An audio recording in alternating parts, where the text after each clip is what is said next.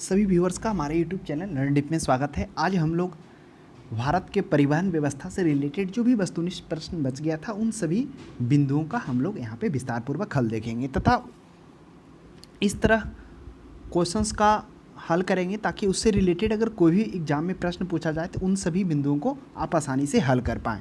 तो अगर उससे रिलेटेड कुछ कॉन्सेप्ट आ जाएगा तो उस कॉन्सेप्ट पर भी चर्चा कर लेंगे ताकि उससे रिलेटेड जितने भी प्रश्न हो वो सभी हल हो जाए। तो देखा जाए भारत के परिवहन से रिलेटेड इससे पहले हम लोगों ने लगभग 50 तक देख लिया था, आज उससे आगे हम लोग देखेंगे।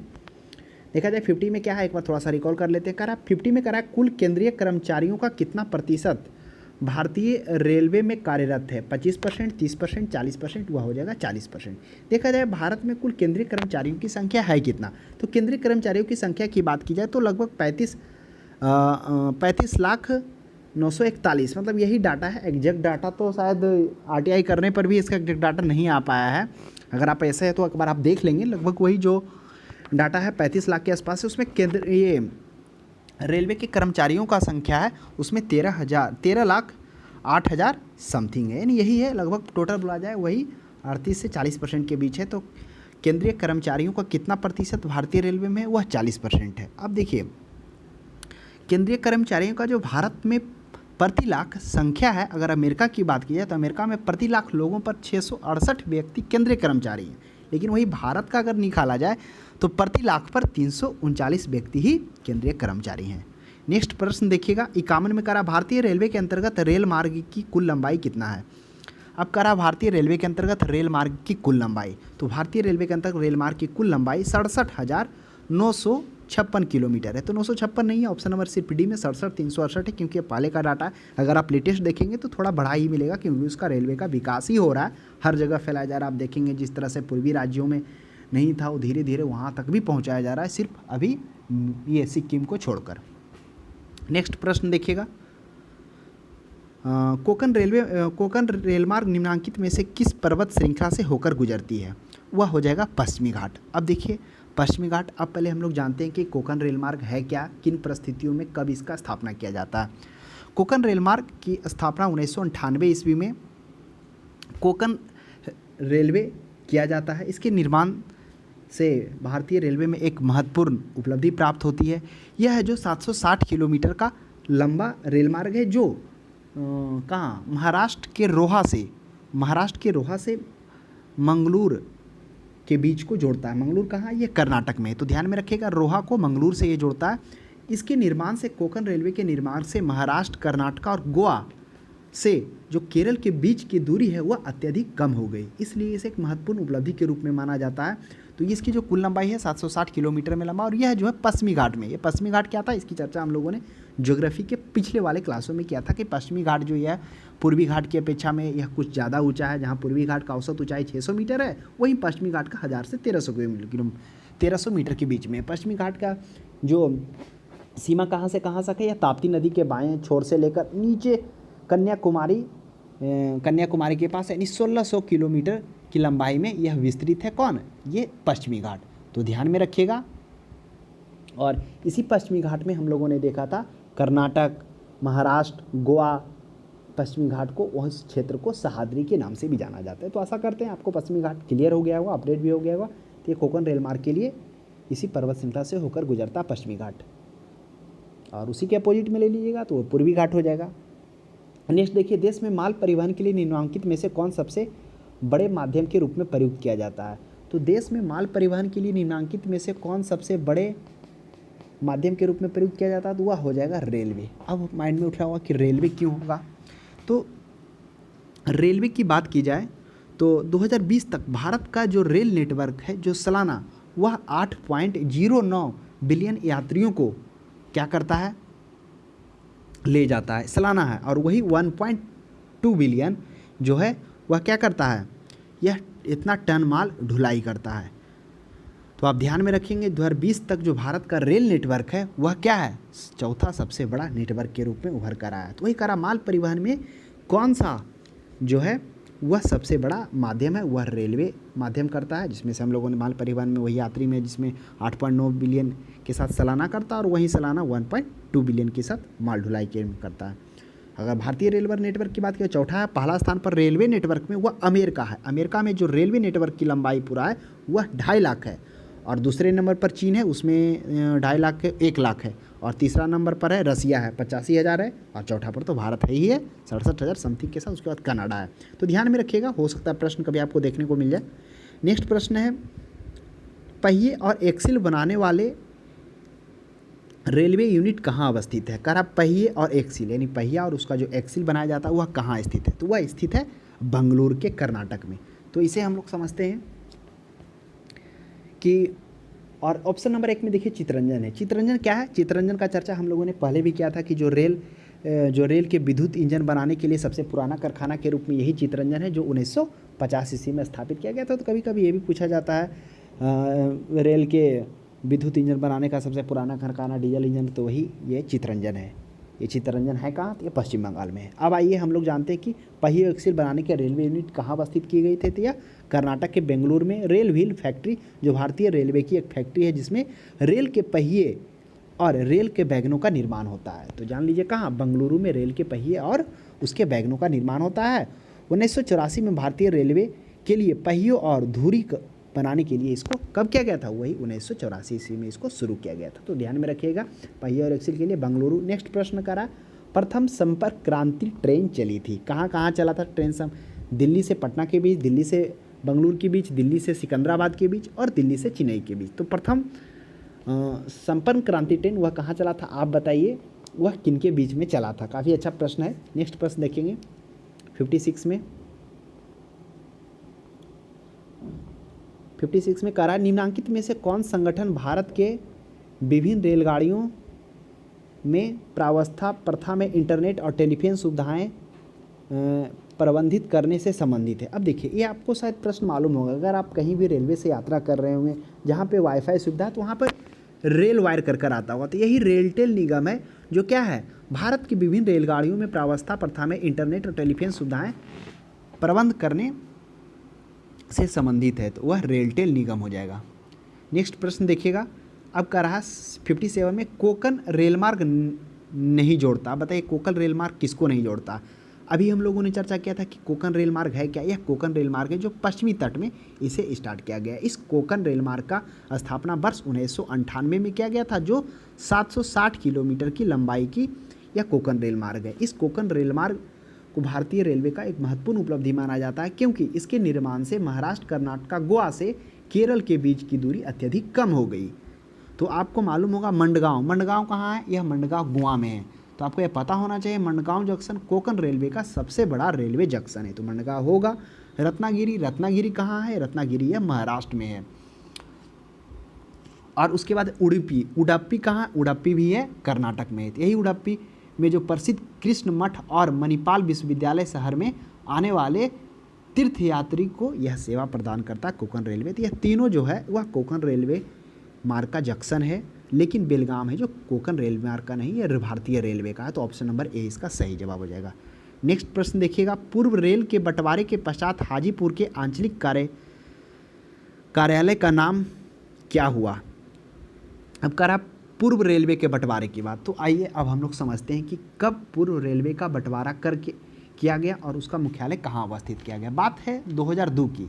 2002 में क्या होता है, 3 मंडल, जिसमें से कौन कौन? धनबाद, उसके बाद मुगलसराय, दानापुर, ये 3 मंडल को क्या कर दिया जाता है, पूर्व रेलवे से पृथक कर क्या कर दिया जाता है, नया क्षेत्र क्या बनाया जाता है, पूर्व मध्य रेलवे बनाया जाता है। और इस पूर्व मध्य रेलवे जिसका मुख्यालय हाजीपुर रखा जाता है। तो ध्यान में रखेंगे, पूर्व रेलवे के बंटवारे के पश्चात जो नया बनाया गया क्षेत्र कौन सा था? पूर्व मध्य रेलवे बनाया गया, जिसके अंतर्गत मुगलसराय, दानापुर और कौन रखा गया? धनबाद। इन क्षेत्रों को, इसमें 3 को शामिल किया गया, जिसका मुख्यालय हाजीपुर रखा गया, पूर्व मध्य रेलवे। नेक्स्ट प्रश्न देखिएगा 59 में, निम्नलिखित में से कहाँ रेलवे मुख्यालय नहीं है? अब काफ़ी अच्छा प्रश्न है। अब देखिए हुबली की चर्चा हम लोगों ने पिछले चैप्टर में इसकी किए थे कि हुबली क्या है। हुबली जो दक्षिण पश्चिम रेलवे का मुख्यालय है हुबली में, और इसके अंतर्गत जो रेलवे मंडल है हुबली में, हुबली आता है, बेंगलुरु और मैसूर, ये 3 रेलवे मंडल आते हैं। ये किसका मुख्यालय है? यह दक्षिण पश्चिम रेलवे का मुख्यालय है। अब करा हाजीपुर के भी हम लोगों ने चर्चा किया कि हाजीपुर है जो पूर्व मध्य रेलवे 2002 में धनबाद, दानापुर और मुगलसराय, ये तीनों को अलग कर उसे पूर्व मध्य रेलवे में रखा गया, जिसका मुख्यालय हाजीपुर बनाया गया। फिर बिलासपुर है जो दक्षिण पूर्व मध्य रेलवे का मुख्यालय है, यह दक्षिण पूर्व मध्य रेलवे का है, वह बिलासपुर है। अहमदाबाद कोई नहीं है, तो ऑप्शन नंबर डी हो जाएगा। नेक्स्ट प्रश्न देखिएगा 60 में, निम्नलिखित में से कौन सी जगह रेल सामग्री नहीं बनाई जाती है? यह भी अच्छा प्रश्न है। कौन ऐसा जगह जिसमें रेल सामग्री नहीं बनाया जाता? अब याद करिए वाराणसी में क्या था? वाराणसी में स्थापित था डीजल इंजन रेल इंजन कारखाना, यानी जो डीजल से इंजन चलाया जाता था, उस इंजन का निर्माण यही वाराणसी में किया जाता था। तो वाराणसी तो बिल्कुल सही प्रश्न में इसका संबंध है कि वाराणसी में डीजल इंजन के कारखाने थे, जो भारतीय रेल को डीजल इलेक्ट्रिक इंजन और इसके स्पेयर पार्ट्स का निर्माण किया जाता था। अब कपूरथला कहाँ है? अब ध्यान करिए, इस कपूरथला की चर्चा हम लोगों ने इकोनॉमिक्स की क्लास में भी किए थे। यह कपूरथला पंजाब में है, जो क्या करती है? जो रेल के डब्बों को बनाती है। तो ध्यान में रखिएगा, कपूरथला रेल डब्बों के लिए जानता, उसी के पैरेलल में एक आता था कपूरथला और पेराम्बूर में सवारी डब्बों के लिए वहाँ निर्माण किया जाता था, जो तमिलनाडु में था। तो ध्यान में रखिए, कपूरथला पंजाब में जो रेल डब्बों के लिए, और वही पेराम्बूर कहाँ जाता था? वह तमिलनाडु में है, जो सवारी डब्बों के लिए। अगर कपूरथला की बात की जाए तो इसकी स्थापना 1986 में हुई थी, और एक पेराम्बूर था जो सवारी डब्बों के लिए, वह 1952 में हुआ। प्रश्न इससे पूछता है, इसलिए इसकी चर्चा हम कर दें। उसके बाद क्या रहा? चेन्नई। अब चेन्नई में आ जाइए, चेन्नई में क्या? यह इंटीग्रल कोच फैक्ट्री यहीं बनाई जाती है। मुंबई में कोई भी रेल सामग्री नहीं बनाई जाती, तो ऑप्शन नंबर डी हो जाएगा। नेक्स्ट प्रश्न देखिएगा 61 में कह रहा, निम्नलिखित में से किस स्थान पर रेलवे जोन का मुख्यालय स्थित है? यह भी अच्छा है।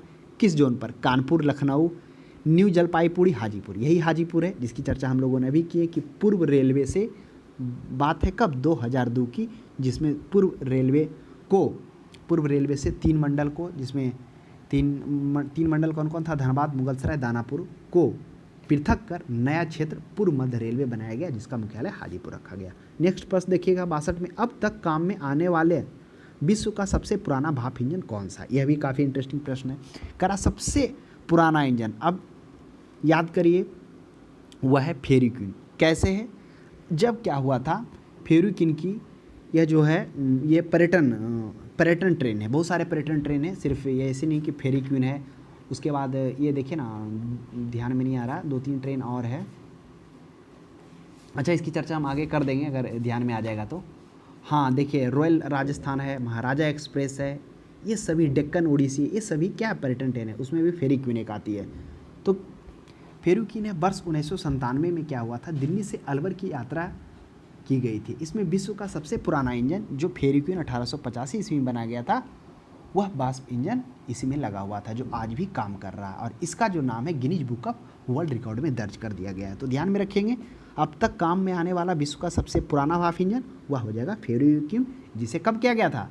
दिल्ली से अलवर जाने के लिए 1997 में इसको जोड़ा गया था। नेक्स्ट प्रश्न देखिएगा, भारत में वायु परिवहन का विकास कब प्रारंभ हुआ? यह भी काफ़ी अच्छा है।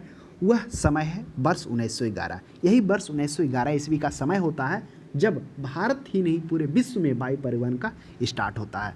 तो आइए इसके कुछ महत्वपूर्ण बिंदुओं को देखते हैं। जब यह जो है कहाँ से स्टार्ट किया गया था? यह इलाहाबाद से नैनी, आपको पता होगा यूपी में ये दोनों जगह है, ज़्यादा दूरी नहीं है, मात्र 10 किलोमीटर का अंतर है।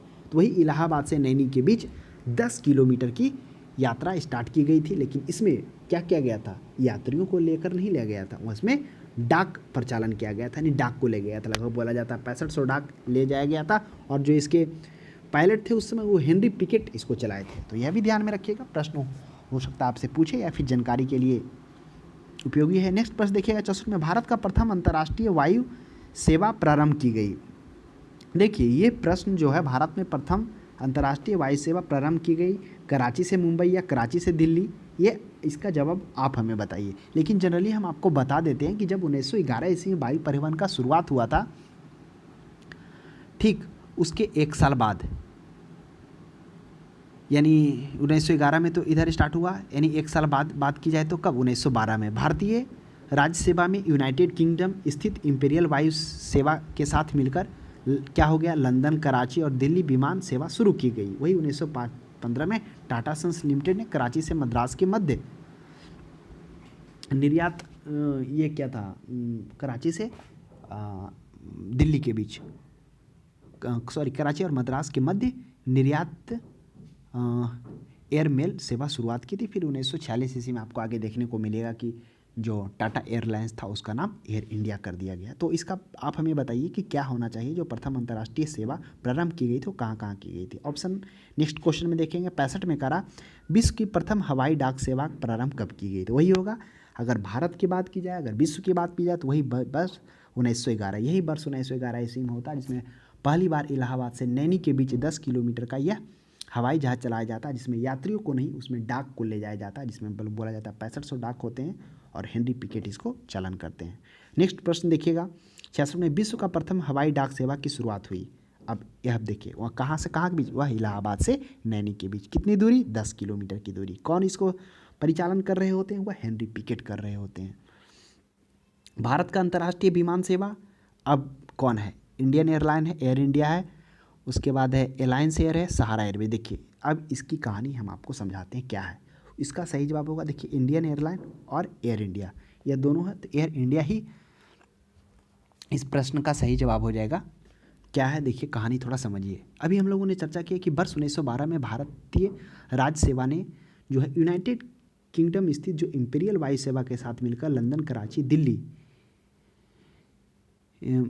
में क्या किया था, विमान सेवा शुरू किया जाता। और 1915 में टाटा सन्स लिमिटेड ने कराची और मद्रास के मध्य नियमित एयरमेल सेवा शुरुआत की है। वही वर्ष 1946 ईस्वी में जो क्या होता है, जो इंडियन जो टाटा सन्स रहता है, वह टाटा एयरलाइंस का जो नाम होता है टाटा एयरलाइंस का, उसका नाम बदलकर एयर इंडिया कर दिया जाता है। तो वही एयर इंडिया इसका अंतर्राष्ट्रीय विमान था जो उसी टाइम से था। और आपको लेटेस्ट में हाल में ही होगा जो एयर इंडिया है उसका फिर से सरकार अवधिग्रहण कर लेता है, फिर से उसको प्राइवेटीकरण दे रहा है, तो टाटा ही उसको लेने जा रहे हैं। नेक्स्ट प्रश्न देखिएगा 68 में एयर इंडिया का मुख्यालय कहाँ है। अब देखिए अभी हम लोगों ने देखा कि स्वतंत्रता के बाद क्या होता है कि जो टाटा एयरलाइंस होता है उसका नाम बदलकर क्या कर दिया जाता है, नहीं स्वतंत्रता से पहले 1946 ईस्वी में उसका नाम बदलकर एयर इंडिया कर दिया जाता है। अब शुरुआती में जो अपना हुआ मुख्यालय बनाते हैं वह कहाँ बनाते हैं, वही मुंबई के महाराष्ट्र में। उस समय एयर इंडिया की स्थापना किया था, उसका मुख्यालय वही मुंबई के महाराष्ट्र में होता है। फिर है नेक्स्ट प्रश्न, निजी क्षेत्र में देश का पहला अंतर्राष्ट्रीय हवाई अड्डा कहाँ निर्माणाधीन है, कोची में, हैदराबाद में, मोपा में, गुवाहाटी में। तो यह प्रश्न का सही जवाब हो जाएगा, वह हो जाएगा कोची। अब देखा जाए यह केरल राज्य का सबसे व्यस्त और सबसे बड़ा हवाई अड्डा है। यह अंतर्राष्ट्रीय यातायात के मामले में भारत का 8वां सबसे व्यस्त हवाई अड्डा है और दुनिया का पहला, यह जो कोच्चि हवाई अड्डा है, दुनिया का पहला पूर्ण सौर ऊर्जा संचालित हवाई अड्डा यह बन गया है। तो ध्यान में रखिएगा, हो सकता है यह भी पूछ दिया जाए, दुनिया का पहला पूर्ण रूपेण सौर ऊर्जा संचालित हवाई अड्डा, तो यही कोचीन हवाई अड्डा हो जाएगा। नेक्स्ट प्रश्न देखिए 17 में कह रहा है निम्नलिखित में से कौन सा हवाई अड्डा समूह भारत के अंतर्राष्ट्रीय हवाई अड्डा के सही नामों में को प्रकट करता है। अब कह रहा कौन सा हवाई अड्डा है, ऑप्शन में सभी जगह हवाई अड्डा है, लेकिन कह रहा वह अंतर्राष्ट्रीय हवाई अड्डा वहाँ होना चाहिए। तो ऑप्शन बी को देखिए, मुंबई में कौन सा अंतर्राष्ट्रीय हवाई अड्डा है, छत्रपति शिवाजी इंटरनेशनल। कोलकाता में कौन सा है, नेताजी सुभाष चंद्र बोस अंतर्राष्ट्रीय हवाई अड्डा। दिल्ली में क्या है, इंदिरा गांधी अंतर्राष्ट्रीय हवाई अड्डा। चेन्नई में क्या है, चेन्नई में मद्रास इंटरनेशनल एयरपोर्ट। तो यही सही है जिसमें सभी वहाँ पर अंतर्राष्ट्रीय हवाई अड्डा हैं, जबकि चेन्नई में नेशनल है, भोपाल में भी हैं, यहाँ पर मतलब चेन्नई में तो है ही है, मद्रास जो गया में नहीं है, तो इसलिए ऑप्शन नंबर सी गलत। इसमें ये भोपाल हो रहने के कारण, पटना रहने के कारण पटना से कोई भी इंटरनेशनल फ़्लाइट नहीं है। नेक्स्ट प्रश्न देखिएगा 71 में नेताजी सुभाष चंद्र बोस अंतर्राष्ट्रीय हवाई अड्डा कहाँ है। तो अभी चर्चा किए थे नेताजी सुभाष चंद्र बोस अंतर्राष्ट्रीय हवाई अड्डा, यह कलकत्ता में है। मुंबई में कौन है वो भी देख लीजिए, छत्रपति शिवाजी इंटरनेशनल है। दिल्ली में कौन है, इंदिरा गांधी। चेन्नई में अभी हम लोगों ने देखा मद्रास इंटरनेशनल एयरपोर्ट है। 72 में देखिए भारत में कितने राष्ट्रीय जलमार्ग हैं। अब जलमार्ग आ गया। अब देखिए इसे ध्यान से समझिए क्योंकि इससे रिलेटेड बहुत सारे प्रश्न आपको देखने को मिलेंगे। भारत में जो राष्ट्रीय जलमार्ग है वह 2019 में तो 106 था, लेकिन उसके बाद 5 और नए राष्ट्रीय जलमार्ग का निर्माण किया गया, तो कुल मिलाकर हो गया 111 हो गया। तो अब भारत में कुल कितने जलमार्ग हैं, वह 11 जलमार्ग है। अगर भारत देखा जाए नदियों का देश है, अतः यहाँ जल परिवहन का व्यापक संभावनाएं हैं। इसलिए नदियों और नहर की जो प्रणाली है आंतरिक जल परिवहन मार्ग का कार्य करती है। तो देश के आंतरिक जल मार्ग की सर्वाधिक जो लंबाई है वह कहाँ है? तो यह भी ध्यान में रखिएगा, जो देश के आंतरिक सर्वाधिक जलमार्ग की लंबाई यह यूपी में है। फिर आगे आपको देखने को मिलेगा भारत में जल मार्गों के विकास हेतु क्या किया गया? भारतीय अंतर्देशीय जलमार्ग प्राधिकरण वर्ष 1986 में इसकी स्थापना की गई, जिसका मुख्यालय भी यूपी रखा गया, जो क्या करता है यानी राष्ट्रीय जलमार्ग जो जलमार्ग है विकास प्रबंधन और उसका देखरेख करता है उसी के माध्यम से। नेक्स्ट प्रश्न देखिएगा 73 में, भारत में अंतःस्थलीय जलमार्ग का लंबाई कितना है? अंतःस्थलीय, अब देखिए अंतःस्थलीय कह दे प्रश्न में या अंतर्देशीय, आप इससे कन्फ्यूज नहीं होइएगा कि वह प्रश्न अलग है। अंतर्देशीय का अर्थ ही हुआ अंतःस्थलीय यानी देश के अंदर, देश के स्थल। तो अंतःस्थलीय जलमार्ग की लंबाई कितना है? वह 14,500 किलोमीटर है। तो देखा जाए अंतर्देशीय जलमार्ग एक व्यापक क्षेत्र है जिसकी कुल लंबाई 14,500 है, जिसमें लगभग 5200 किलोमीटर नदी में है और 4000 किलोमीटर नहरों का उपयोग कर क्या किया जाता है? जहाज़ों द्वारा इसका आवागमन के लिए उपयोग किया जाता है। बाकी आप ले लीजिए झील हो गया, कुछ में समुद्री हो गया। तो इस तरह से पूरा अंतःस्थलीय जलमार्ग की लंबाई 14,500 किलोमीटर है। आपको यह भी ध्यान में रखना होगा जो भारत में कुल अंतर्देशीय यातायात का सिर्फ 1% ही अंतर्देशीय जलमार्ग द्वारा क्या किया जाता है? स्थानांतरित किया जाता है। यानी पूरे यातायात का वहाँ 1% ही भागीदारी निभाता है कौन? अंतःस्थलीय जलमार्ग। नेक्स्ट प्रश्न देखिएगा 74 में कह रहा भारत का सबसे लंबा राष्ट्रीय जलमार्ग कौन सा है? आइए इसके बारे में अब हम लोग चर्चा करते हैं। यह भी अच्छा है। जलमार्ग 1 है, जलमार्ग 2 है, जलमार्ग 3 है, जलमार्ग 4 है। आइए सभी का हम लोग यहाँ पे विस्तार पूर्वक समझते हैं कि क्या है। तो कह रहा सबसे लंबा राष्ट्रीय जलमार्ग है वह राष्ट्रीय जलमार्ग 1 जो 1620 किलोमीटर के साथ सबसे लंबा है। अब जो राष्ट्रीय जलमार्ग संख्या 1 है यह कहाँ से कहाँ तक है? तो यह इलाहाबाद से हल्दिया के बीच में है। यह जलमार्ग है जो गंगा भागीरथी और हुगली नदी तंत्र के अंतर्गत में आता है। तो ध्यान में रखिएगा विकासात्मक उद्देश्य के हेतु इसको 3 भागों में बांटा गया। किसको? राष्ट्रीय जलमार्ग 1 को। पहला है हल्दिया से फरक्का जो 560 किलोमीटर है, दूसरा है फरक्का से पटना जो 460 किलोमीटर है, फरक्का से पटना, फिर पटना से इलाहाबाद 600 किलोमीटर का। तो इस तरह से यह इलाहाबाद से हल्दिया के बीच में यह जोड़ता है जो 1620 किलोमीटर के साथ प्रथम स्थान पर। अब जलमार्ग राष्ट्रीय जलमार्ग 2 क्या है? तो यह 891 किलोमीटर तक है। यह कहाँ से कहाँ तक है? यह 891 किलोमीटर जो सादिया से दुबरी के बीच में। अब सादिया कहाँ पे? यह भी असम में, दुबरी भी असम में। वही असम से ब्रह्मपुत्र नदी के मुहाने से डिब्रूगढ़ से होते हुए स्टीमर चलाने योग्य वहाँ तक आप कहाँ से? सादिया से दुबरी तक पहुँच सकते हैं, दोनों असम में। और जलमार्ग 3 क्या है? इसकी लंबाई है 205 किलोमीटर है ना। यह कहाँ से बीच में है? तो यह जो है ये आपको मिलेगा हाँ कोल्लम है या काकीनाडा है, एक बार आगे इसकी चर्चा कर लेंगे। और राष्ट्रीय जलमार्ग 4 है, इसकी लंबाई है 1095 किलोमीटर है। तो ध्यान में रखिएगा 1095 किलोमीटर तो प्रथम स्थान पर हो गया है राष्ट्रीय जलमार्ग 1। नेक्स्ट प्रश्न राष्ट्रीय जलमार्ग संख्या 1 जोड़ता। अभी हम लोग चर्चा किए कि राष्ट्रीय जलमार्ग संख्या 1 जिसकी लंबाई 1620 किलोमीटर है जो सबसे लंबा राष्ट्रीय जलमार्ग है। यह इलाहाबाद से हल्दिया के बीच में इसे जोड़ता है जो गंगा भागीरथी और हुगली नदी के तंत्र के अंतर्गत में आता है।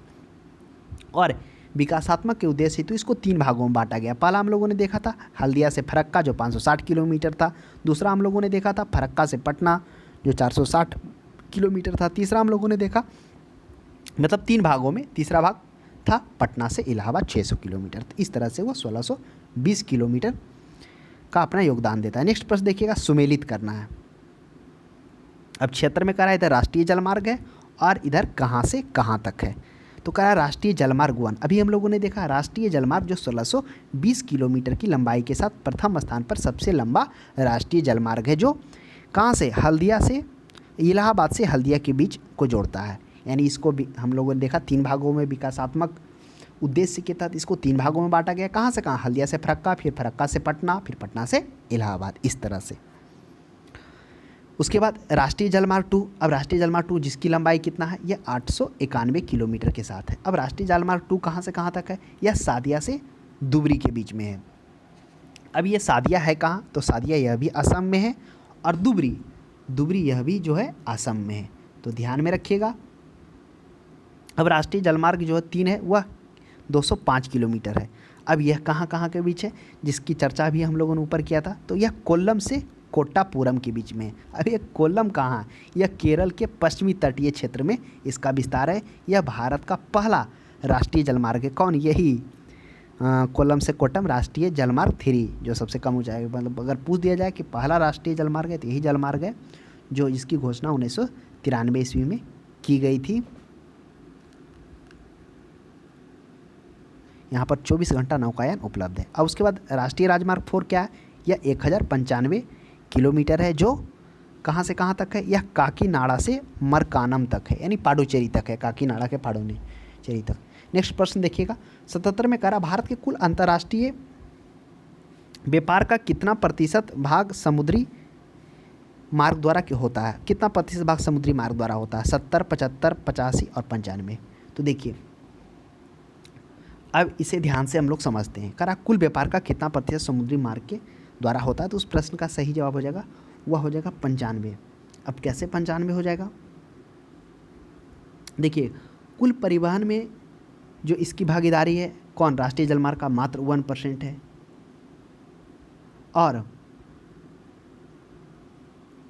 अगर इसके व्यापार में देखा जाए तो इसका जो योगदान है वह कितना है, वह 95% है। तो कह रहा है कि अब हम लोग थोड़ा सा समझेंगे कि जो किस तरह से यह अपना योगदान करता है। पहले हम लोग जानेंगे कि जो जल परिवहन है वह मुख्यतः 2 प्रकार के होते हैं, है ना। पहला जो है कौन है, आंतरिक यानी अंतःस्थलीय जल परिवहन, और दूसरा महासागरीय जल परिवहन। ये 2 तरह का परिवहन होता है, जिसमें से जो अंतःस्थलीय या आंतरिक अंतःस्थलीय जो जल परिवहन है वह उसकी लंबाई कितना है, 14,500 किलोमीटर बीच लंबा, और वही महासागरीय जल परिवहन जिसकी लंबाई 7,517 किलोमीटर है। तो इस तरह से इसे 2 भागों में विभाजित किया गया है, और कुल परिवहन में इसकी भागीदारी जल परिवहन का 1% है, और वही विकास एवं संरक्षण एवं नियमन हेतु, क्या विकास संरक्षण एवं नियमन हेतु हम लोगों ने देखा था कि 1986 ईस्वी में अंतः देशीय जलमार्ग प्राधिकरण स्थापित किया गया था।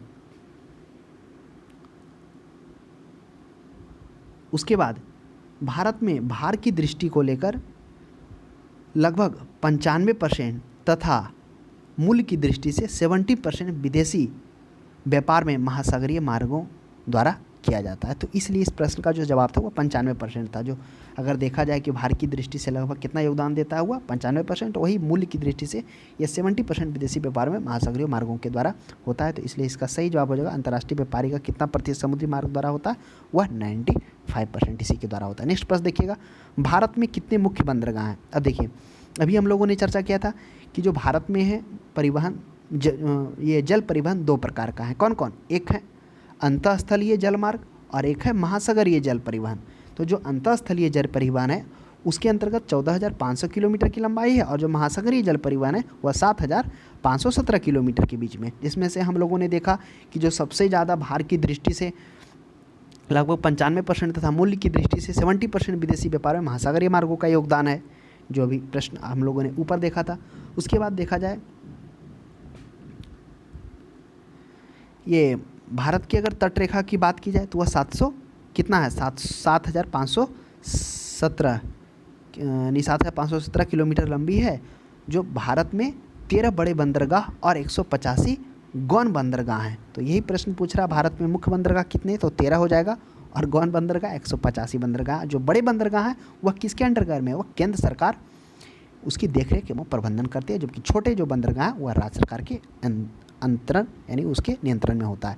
नेक्स्ट प्रश्न देखिएगा 79, भारत की तटरेखा पर अच्छे पोताश्रय की कमी क्यों है। करा ऑप्शंस में करा तटरेखा के कटी-फटी होने के कारण, तटरेखा प्रायः सीधी एवं सपाट होने के कारण। तो यही हो जाएगा, जो भारत की तटरेखा है प्रायः सीधी एवं सपाट होने के कारण क्या है, अच्छे पोताश्रय की कमी है। आगे आप देखेंगे कि किस तरह से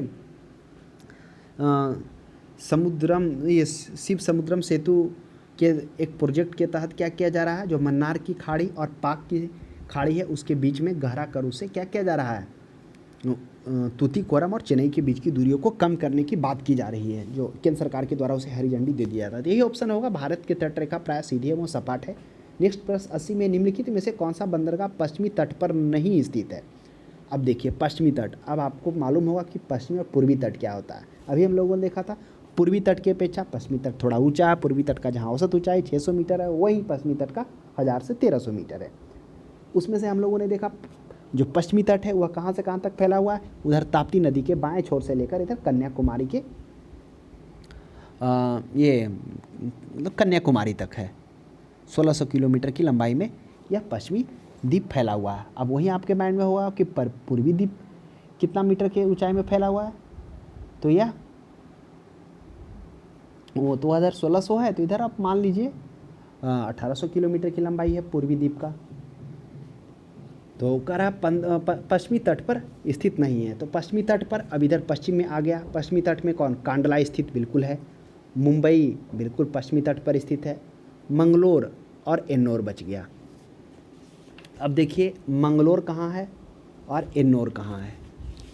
तो मंगलोर कहाँ हो जाएगा, यह कोच्चि और मारमा गोवा के बीच के कर्नाटक में स्थित है। तो मंगलोर भी हो जाएगा पश्चिमी तट, लेकिन एन्नोर, यह एन्नोर कहाँ है, यह हो जाएगा आपका ये पूर्वी तट पर। तो इस प्रश्न का सही जवाब आपका क्या हो जाएगा, वह हो जाएगा एन्नोर। ऑप्शन नंबर डी हो जाएगा। नेक्स्ट प्रश्न देखिएगा हम लोग 81 में करा निम्नलिखित में से कौन सा बंदरगाह पूर्वी तट पर स्थित नहीं है। अब देखिए पूर्वी तट, यही देखिए ये हो गया पूर्वी तट हो गया और ये हो गया पश्चिमी तट हो गया। तो अभी हम लोगों ने पश्चिमी तट के बंदरगाह देखा था, जिसमें कांडला देखा, मुंबई देखा, मंगलोर देखा। मंगलोर कहाँ था, वही कोच्चि और मारमा गोवा के मध्य में कर्नाटक में स्थित था। यह अपेक्षाकृत काफ़ी छोटा है। अब कह रहा है कि कौन सा बंदरगाह पूर्वी तट पर स्थित नहीं है। अब पूर्वी तट पर कौन है, कोलकाता पूर्वी तट पर है। कोलकाता बंदरगाह कहाँ पर है, यह बंगाल की खाड़ी से 128 किलोमीटर दूरी पर है। मुंबई पतन के भांति इसका भी विकास अंग्रेजों के द्वारा किया गया था। कोलकाता नाहवा सावा, ये नाहवा सावा, यही नाहवा सावा बंदरगाह है जो क्या है, कहाँ है, यह मुंबई पर है, जो मुंबई के भार को कम करता है। इसका नया नाम जवाहरलाल नेहरू बंदरगाह है। यह पूर्णतः यंत्र चालित बंदरगाह है। यह मुख्यतः रूप, अभी हम लोग चर्चा किए कि मुंबई के बंदरगाह के दबाव को कम करने के लिए क्या किया गया, इसका विकास किया गया। उसके बाद पारादीप, पारादीप कहाँ, यह उड़ीसा में है, तो यह भी पूर्वी तट पर है। विशाखापट्टनम, यह आंध्र प्रदेश में, यह सबसे गहरा यही बंदरगाह है, विशाखापट्टनम बंदरगाह। और पारादीप बंदरगाह जो कहाँ है, यह उड़ीसा में है, जिसका पोताश्रय, इसका पोताश्रय सबसे गहरा है, लेकिन जो सबसे गहरा बंदरगाह है वह विशाखापट्टनम है। तो नानवा सावा हो जाएगा, जिसका नया नाम जवाहरलाल नेहरू बंदरगाह। यह क्या है, यह पश्चिमी तट पर है। नेक्स्ट 82 में देखिए किस बंदरगाह को भारत का प्रवेश द्वार कहा जाता है। यह भी अच्छा प्रश्न है। मुंबई, कांडला, कोलकाता, कोच्चि। अब तो तुरंत कांडला मार देंगे आप लोग, या फिर कोच्चि। तो देखिए किस बंदरगाह को भारत का प्रवेश द्वार, तो वह हो जाएगा मुंबई हो जाएगा। अब क्यों हो जाएगा मुंबई, आइए इसके बारे में हम लोग चर्चा करते हैं। देश का सबसे बड़ा जो बंदरगाह है वह मुंबई बंदरगाह, जो वर्ष पर्यंत खुला हुआ रहता है। यह क्या है, मुंबई एक प्राकृतिक बंदरगाह है। कभी कभी यह भी पूछा जाता है कौन सा प्राकृतिक बंदरगाह है, जो कहाँ पर है, वह सालसेट द्वीप पर अवस्थित है, जो एक ज्वारीय बंदरगाह है। ज्वारीय क्या होता है, देखिए ज्वारीय हम लोगों ने जब ऊर्जा के संसाधन पढ़े तो वहाँ पर देखे थे ना कि ज्वारीय माध्यम से भी ऊर्जा का उत्पादन किया जा रहा था, जिसमें केरल के कौन सा विजिंगम में सबसे पहला जो ज्वारीय ऊर्जा था वहाँ से उत्पादन किया गया था, जिसमें टरबाइन लगाकर, यानी समुद्री जल में पवन प्रवाह के कारण जो लहरें उत्पन्न होती है उसी को ही ज्वारीय कहते हैं। उसके माध्यम से भी ऊर्जा का निर्माण किया जाता है, इसमें केरल के विजिंगम में लगाया गया था। तो वही ये ज्वारीय बंदरगाह के रूप में है। तो भारत का प्रवेश द्वार इसी मुंबई को कहा जाता है। नेक्स्ट प्रश्न देखिएगा, कांडला कहाँ है। कांडला ये है गुजरात में स्थित है, कच्छ के खाड़ी में। कोलकाता ये कोलकाता में है। कोच्चि जो हम लोगों ने देखा कोचीन में है, जो अरब सागर की रानी के रूप में जाना था, पूरब का वेनिस के रूप में जाता है। वेलिंगटन जो वेलिंगटन द्वीप पर अवस्थित है। नेक्स्ट 83 में देखेंगे भारत का सबसे बड़ा बंदरगाह कौन सा, यह भी अच्छा प्रश्न है। ऑप्शन है विशाखापट्टनम, मुंबई, तूतीकोरिन और कांडला। तो अगर सबसे बड़े बंदरगाह की बात की जाए तो वह हो जाएगा विशाखापट्टनम बंदरगाह। सॉरी विशाखापट्टनम नहीं, विशाखापट्टनम तो सबसे गहरा बंदरगाह, तो वह हो जाएगा मुंबई बंदरगाह 83 में। तो देखा जाए मुंबई बंदरगाह की चर्चा हम लोगों ने अभी किए थे कि यह क्या है, भारत का सबसे बड़ा बंदरगाह है और यह वर्ष पर्यंत खुला हुआ रहता है। यह प्राकृतिक बंदरगाह है जो सालसेट द्वीप पर अवस्थित है। यह एक ज्वारीय बंदरगाह है। नेक्स्ट प्रश्न देखिएगा, और मुंबई बंदरगाह के भार को कम करने के लिए आगे देखेंगे कि नानवा सावा बंदरगाह का निर्माण किया गया, जो बाद में उसका नामकरण जवाहरलाल नेहरू बंदरगाह के रूप में किया गया। नेक्स्ट प्रश्न देखिएगा, वर्तमान मुंबई बंदरगाह के दबाव को कम करने के लिए कौन से पतन का निर्माण किया गया? अभी चर्चा किए ना, वह नाहवा सावा बंदरगाह, वह मुंबई के बंदरगाह को दबाव को कम करने के लिए इसका विकास किया गया, जिसका नामकरण क्या कर दिया गया? नानवा सावा को जवाहरलाल नेहरू बंदरगाह के रूप में इसका निर्माण किया गया। नेक्स्ट प्रश्न देखिएगा, निम्नलिखित बंदरगाहों में से कौन एक मुक्त व्यापार क्षेत्र है? कोचीन, तूतीकोरिन, चेन्नई, कांडला। वह हो जाएगा कांडला। मुक्त व्यापार यानी फ्री ट्रेड जोन सबसे पहले जो है, यह जो है गुजरात के कच्छ की खाड़ी पर स्थित है। कौन? कांडला बंदरगाह। यह एक ज्वारीय बंदरगाह है। कौन? कांडला बंदरगाह। अब देखिए ज्वारीय, थोड़ा सा हम इसकी चर्चा कर देते हैं। जब हम लोगों ने ऊर्जा का संसाधन पढ़े थे तो उसमें हम लोगों ने देखा था कि ज्वारीय माध्यम से उसमें ऊर्जा का उत्पादन किया जा रहा था, जिसमें एक क्या हो रहा था, ये पक्का चैम्बर तैयार किया जाता था और जिसमें टरबाइन लगाकर उसको क्या किया जाता था, दोलायमान जल स्तंभ से टरबाइन द्वारा विद्युत का उत्पादन किया जा रहा था, जिसमें हम लोगों ने देखा था भारत की तटरेखा के किनारे कुल लगभग 40,000 मेगावाट ज्वारीय विद्युत करने की संभावना है, जिसमें कच्छ की खाड़ी, खंबात की खाड़ी और हुगली का एस्चुरी जो था, ये सभी ज्वारीय संभावना के लिए युक्त माना जा रहा था। तो वही कह रहा है जो कांडला है वह क्या है, वह फ्री ट्रेड जोन सबसे पहले यहीं पर स्टार्ट किया गया था। और लेकिन भारत के बंटवारे के बाद इसका फिर से पुनर्विकास किया गया। यह भी आपको प्रश्न कभी कभी देखने को मिलेगा, क्योंकि जो ये था कराची था, वो कराची तो पाकिस्तान में चला गया, जिसके कारण जब कराची बंदरगाह पाकिस्तान में गया तो उसके बाद इसको फिर से आयात निर्यात हेतु विकसित किया गया कांडला बंदरगाह को। नेक्स्ट प्रश्न देखिएगा, भारत में कौन एक ज्वारीय बंदरगाह है? तो कौन हो जाएगा? वह कांडला हो जाएगा। कांडला बंदरगाह एक ज्वारीय बंदरगाह है जो गुजरात के कच्छ की खाड़ी में अवस्थित है।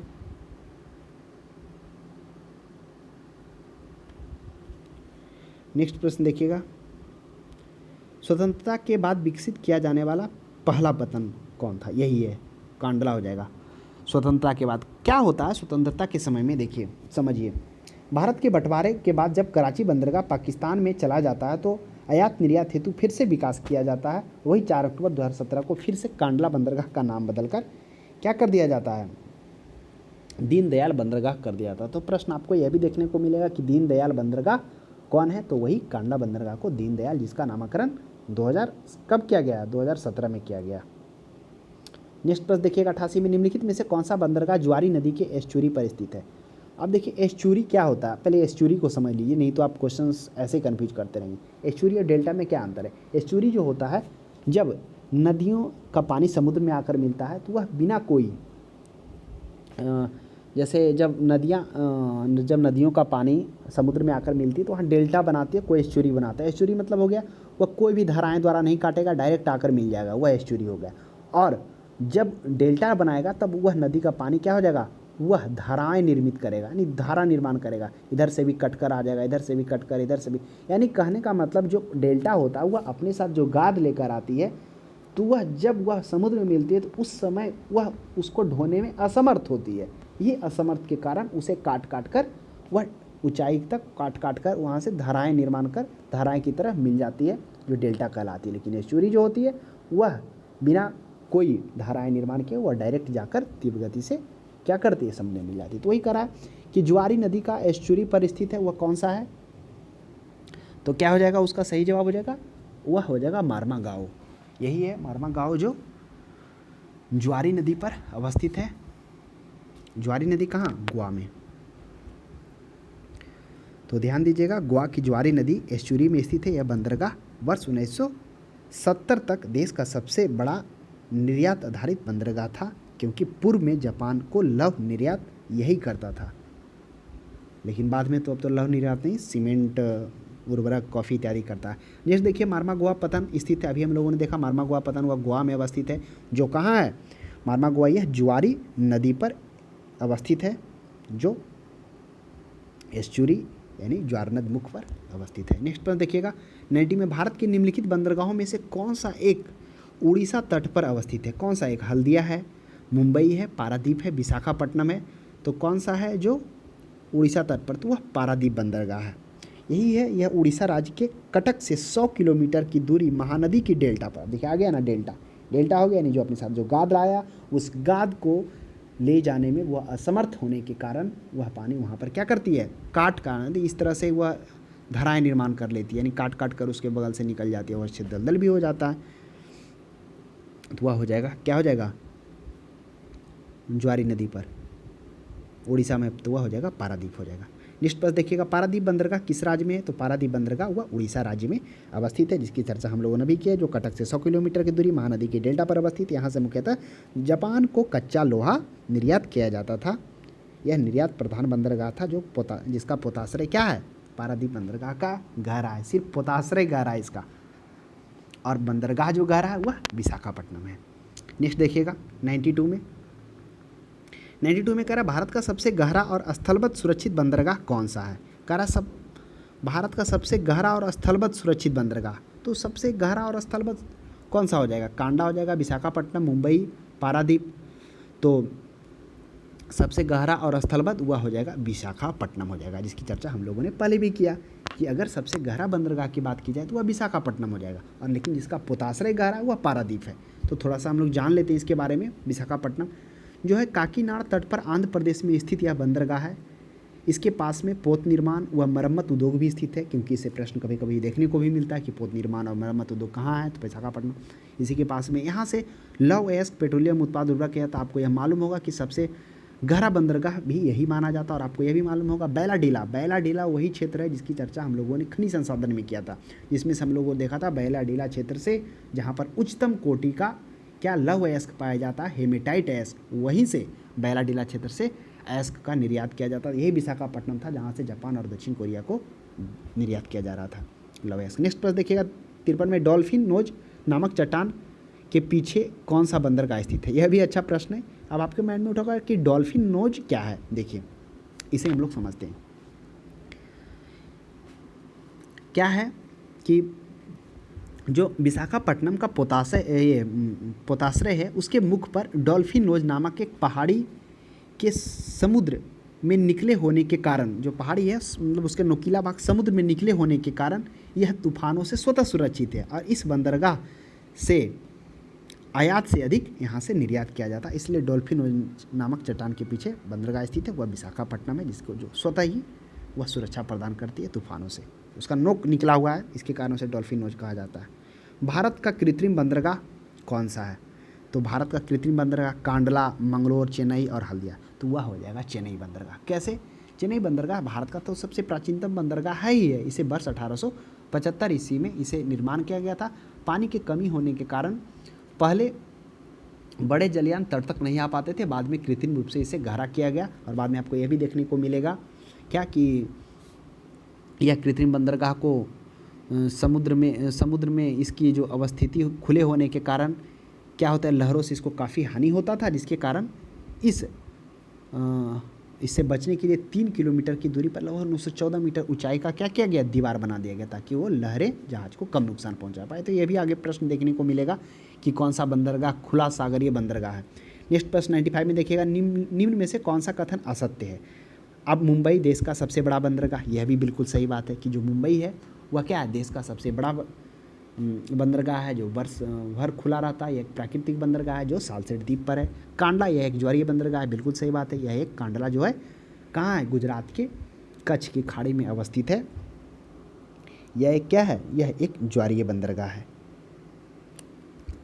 मारमा गोवा देश का सबसे गहरा बंदरगाह है, गलत, मारमा गोवा नहीं, यह विशाखापट्टनम सबसे गहरा बंदरगाह है, और जिसका पोताश्रय गहरा हुआ पारादीप है। तो ऑप्शन नंबर सी तो गलत हो गया। चेन्नई देश का प्राचीनतम बंदरगाह, ये सही बात है, चेन्नई देश का प्राचीनतम बंदरगाह है। साथ में एक कृत्रिम बंदरगाह जिसे 1875 ईस्वी में बनाया गया था, जिसमें बाद में लहरों की अवस्थिति के कारण खुले में इसको यहाँ का जो क्या होता था, जो बंदरगाह पर जो जहाज़ें होती थी उसको नुकसान होता था, जिसके कारण इसे 3 किलोमीटर दूरी पर 914 मीटर ऊंचाई का क्या कर दिया गया, दीवार बना गया ताकि वो लहरें कम नुकसान पहुंचा पाए। तो ऑप्शन नंबर सी हो जाएगा। नेक्स्ट पर देखिएगा 96 में कौन सा बंदरगाह भारतीय सामुद्रिक व्यापार के व्यापार का पूर्वी द्वार कहा जाता है? कौन सा बंदरगाह है जिसको भारतीय सामुद्रिक व्यापार का पूर्वी द्वार कहा जाता है? कोलकाता, हल्दिया, पारादीप, विशाखापट्टनम, गोपालपुर। यह भी काफ़ी अच्छा प्रश्न है। तो इस प्रश्न का सही जवाब हो जाएगा वह कोलकाता हल्दिया बंदरगाह। क्यों इसे भारत का समुद्रिक व्यापार का पूर्वी द्वार कहा जाता है? तो आइए हम लोग थोड़ा इसके बारे में जानते हैं। कह रहा है कि 12 जनवरी 2020 को जो कोलकाता हल्दिया था, इसका नाम चेंज किया गया, जिसे श्यामा प्रसाद मुखर्जी पतन नाम कर दिया गया। क्या कर दिया गया? श्यामा प्रसाद मुखर्जी पतन। तो प्रश्न ये भी देखने को मिल जाएगा कि श्यामा प्रसाद मुखर्जी जो पतन है वो कहाँ है या किनका नामकरण किया गया? तो ध्यान में रखिएगा, कोलकाता हल्दिया का कब किया गया? यह 2020 में किया गया। इसको 17 में तो उसको किया गया था ना, कांडला को दीनदयाल किया गया था, है ना। यह बंदरगाह जो है हुगली द्वीप पर अवस्थित है। कौन बंदरगाह? कोलकाता हल्दिया बंदरगाह। यह जो बंगाल की खाड़ी से 128 किलोमीटर की दूरी पर यह अवस्थित है। तो ध्यान में रखिएगा, कौन? कोलकाता हल्दिया बंदरगाह। नेक्स्ट प्रश्न देखिएगा, नाहवा सेवा बंदरगाह परियोजना कहाँ अवस्थित है? अभी हम लोगों ने देखा था ये जो नाहवा सेवा बंदरगाह जो मुंबई के बंदरगाह को बाहर कम करने के लिए इसका निर्माण किया गया, बनाया गया। नाहवा सेवा बंदरगाह है जिसका नया नाम जवाहरलाल नेहरू बंदरगाह है। यह कहाँ अवस्थित है? यह न्यू मुंबई में अवस्थित है। तो ऑप्शन नंबर बी हो जाएगा। वही कह रहा है कि नाहवा सेवा बंदरगाह क्या है, नया नाम पूछ देगा, जवाहरलाल नेहरू बंदरगाह है। नेक्स्ट पर भारत का पारादीप एवं कांडला पतन किस तट पर है? अभी देखिए पारादीप ये उड़ीसा में है। उड़ीसा कहाँ है? यह है पूर्वी तट पर। तो पूर्वी हो जाएगा। कांडला क्या है? गुजरात कच्छ का खाड़ी में है। तो यह हो जाएगा पूर्वी और पश्चिमी तट हो जाएगा। जो कांडला एक कुछ और वह ज्वारीय पतन भी है, ज्वारीय बंदरगाह भी है। नेक्स्ट प्रश्न 99 में देखिएगा, भारत के पूर्वी तट में सर्वश्रेष्ठ बंदरगाह कौन सा है? अब कह रहा पूर्वी तट में सर्वश्रेष्ठ बंदरगाह कोलकाता है, चेन्नई है, तूतीकोरिन है और विशाखापट्टनम है। तो भारत के पूर्वी तट का सर्वश्रेष्ठ बंदरगाह है, प्राकृतिक बंदरगाह हो जाएगा, वह कौन हो जाएगा? कोलकाता, चेन्नई, तूतीकोरिन। तो विशाखापट्टनम ही होगा, क्योंकि विशाखापट्टनम आज से नहीं, मतलब आप सोच लीजिए कि जिस समय डच आता है, डच जब वहाँ पर अपना व्यवसाय स्टार्ट करता है तो आपको उस समय भी इस विशाखापट्टनम जो है बंदरगाह उसकी चर्चा वहाँ पर हुई है। तो लाजमी है कि विशाखापट्टनम ही इसका सही जवाब होगा, सर्वश्रेष्ठ प्राकृतिक बंदरगाह, जो सबसे गहरा बंदरगाह के रूप में भी जाना जाता है विशाखापट्टनम बंदरगाह। निम्न में से कौन पोताश्रय नहीं है? अब बताइए कौन पोताश्रय नहीं है, यानी जहाँ पर आश्रय नहीं होता है जलमार्ग का, जहाज का? कांडला में होता है, कोची में होता है। कांडला कहाँ है? कांडला दीनदयाल बंदरगाह है जो 2017 में इसका नामकरण किया गया। यह गुजरात के कच्छ के खाड़ी के तट पर अवस्थित है।